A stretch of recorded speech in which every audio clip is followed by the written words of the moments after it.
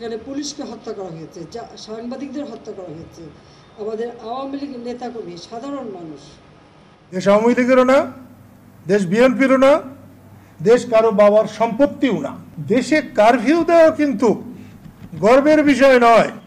পুলিশের গুলিতে ছাত্র আবু সাইদের মৃত্যু, যেই বিষয়টি সবার নজরে এসেছে। ইতিমধ্যে প্রধানমন্ত্রী শেখ হাসিনা মুখ খুলেছেন। দর্শক, সম্পূর্ণ ভিডিও ফুটেজ দেখতে থাকুন। সত্যি দুঃখ প্রকাশ করি এবং তার বাড়ি রংপুর পীরগঞ্জ, ওখানে আমরা যাতে তার কাছে সব কিছু ব্যবস্থা করে দিয়েছিলাম।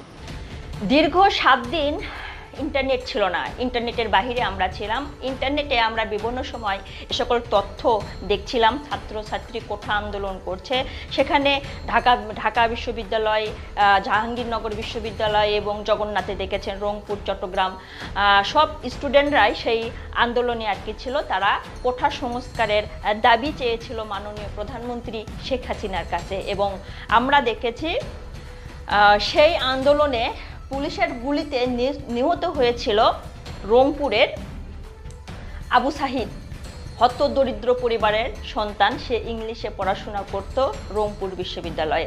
দর্শক, ইতিমধ্যে এই ভিডিও ফুটেজ এপার বাংলা ওপার বাংলা সহ দেশের বাহিরে যারা অবস্থান করছেন, সারা বিশ্বের মানুষ এই ভিডিও ফুটেজ দেখেছে এবং কান্না করেছিল। ইতিমধ্যে এই ভিডিও ফুটেজ প্রকাশ হওয়ার পর সোশ্যাল মিডিয়াতে দেখেছেন তোলপাড় আর শুরু হয়েছিল এবং পরে আপনারা দেখেছেন ইন্টারনেট ছিল না বাংলাদেশে আর কি।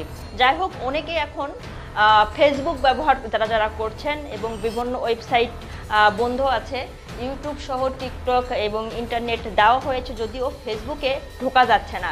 দর্শক, অনেকেই ভিপিএন ব্যবহার করে ফেসবুক ব্যবহার করছেন। যাই হোক, দেশের অবস্থা মোটামুটি এখন ভালো এবং ভালো অবস্থানে আছে।